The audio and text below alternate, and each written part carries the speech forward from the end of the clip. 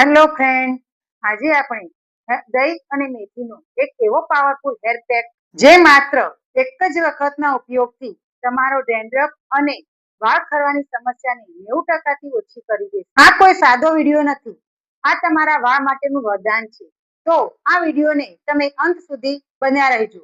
Hello everyone, welcome to my channel Hima herbal કેરમાં. હું જયશ્રી પટેલ આપનું સ્વાગત શેર કરું છું બેસ્ટ હોમ રેમેડી અને નેચરલ ટિપ્સ અને મેથીનો સ્પેશિયલ હેર પેક બનાવતા શીખીશું. એક સિક્રેટ ટિપ્સ આપીશ, વિડીયોને અંત સુધી જોજો અને વિડીયોમાં નવા હોય તો ચેનલને સબસ્ક્રાઇબ કરવાનું ભૂલશો. તમે માનશો નહીં કે આ એક નુસ્ખો તમારા પાર્લરના હજારો રૂપિયા બચાવી શકે તેમ છે.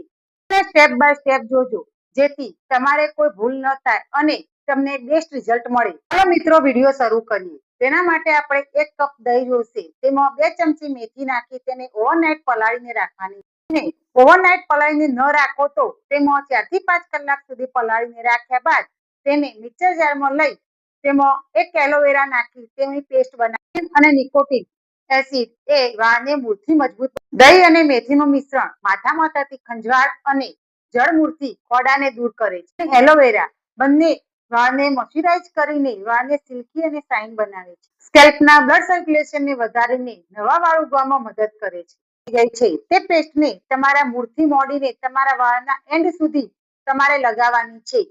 સ્કેલ્પમાં એક પોથી પાડીને આખા સ્કેલ્પમાં લગાવવાની છે અને વાળના એન્ડ સુધી લગાવવાની છે. વધારે પડતો ડેન્ડ્રફ હોય અને બહુ જૂનો હોય ડેન્ડ્રફ તો તેમાં તમે અડધી ફાડ લીંબુની નીચોઈ શકો છો. તેનાથી ડેન્ડ્રફ ખતમ થઈ જશે. સ્કેલ્પમાં લગાવ્યા પછી 1 કલાક બાદ હળવા શેમ્પૂથી હેર વોશ કરી લેવા. કણ તમારા સ્કેલ્પમાં ફસાઈ ગયા હોય તો તે વાળ કોરા થશે ત્યારે તે ખંખેરાઈ જશે, એટલે કોઈ ચિંતા કરવાની જરૂર નથી. અને હેરના લગતો કોઈ પ્રશ્ન હોય તો તે મને કોમેન્ટમાં પૂછી શકો છો. જો તમને એ પ્રશ્નનો જવાબ આપવો મને ખૂબ જ ગમશે. જો તમને આ વિડીયોની માહિતી ઉપયોગી લાગી હોય તો લાઈક કરજો અને તમારા મિત્રો સાથે શેર કરજો. વધુ આયુર્વેદિક ઉપયોગો જાણવા માટે હિમા હર્બલ કેરને સબસ્ક્રાઇબ જરૂર કરજો. આ વિડીયો સાથે મળીશું, ત્યાં સુધી સ્વસ્થ રહો અને મસ્ત રહો.